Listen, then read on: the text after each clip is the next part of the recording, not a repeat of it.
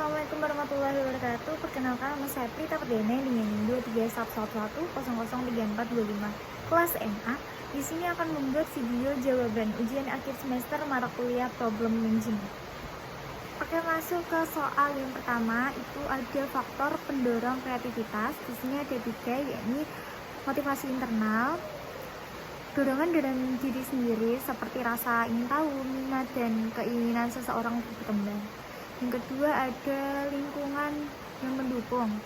Maksudnya yakni lingkungan yang terbuka terhadap ide dan menghargai perbedaan pendapat. Dan selanjutnya untuk yang terakhir yakni pengetahuan dan pengalaman. Dimana semakin banyak pengetahuan dan pengalaman akan semakin banyak membuka sudut pandang untuk menghasilkan ide baru. Yang kedua adalah makna kemampuan berpikir rasional dan aspek-aspek apa saja yang terlibat.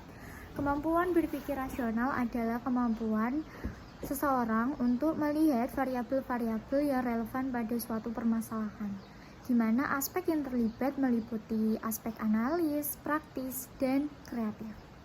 Soal yang ketiga di sini adalah cara untuk menghindari pemikiran reaktif. Yang pertama di sini adalah memberi jeda waktu.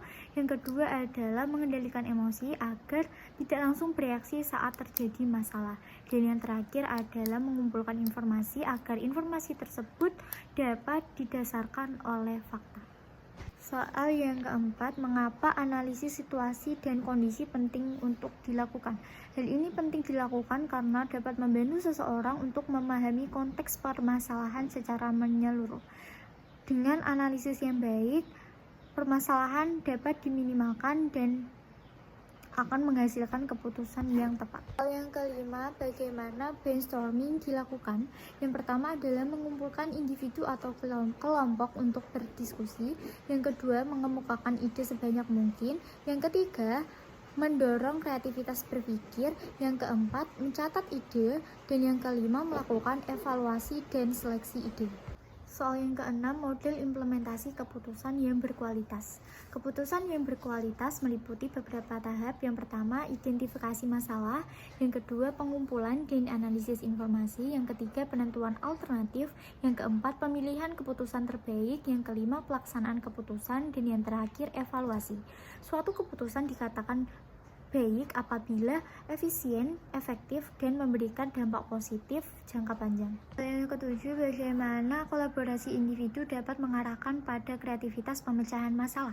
Kolaborasi individu ini mendorong munculnya terjadinya pertukaran ide, sudut pandang, dan pengalaman yang beragam, di mana perbedaan latar belakang pemikiran akan memperkaya solusi yang dihasilkan, meningkatkan kualitas ide, serta mendorong munculnya inovasi dan pemecahan masalah. Masuk ke nomor 8, dalam pemecahan masalah PT Sritek kemarin, tugas kelompok, di situ saya mengerjakan bab 3 secara keseluruhan.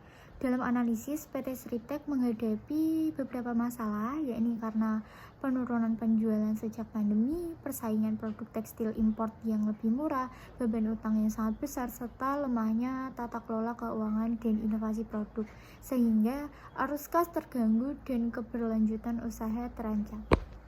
Selanjutnya nomor 9, berdasarkan hasil uji korelasi Pearson pada artikel hubungan antara kestabilan emosi dengan problem solving, diperoleh nilai R sama dengan 0,350 dengan P sama dengan 0,001, P lebih kecil 0,05, yang menunjukkan hubungan positif dan signifikan antara kestabilan emosi dan kemampuan problem solving.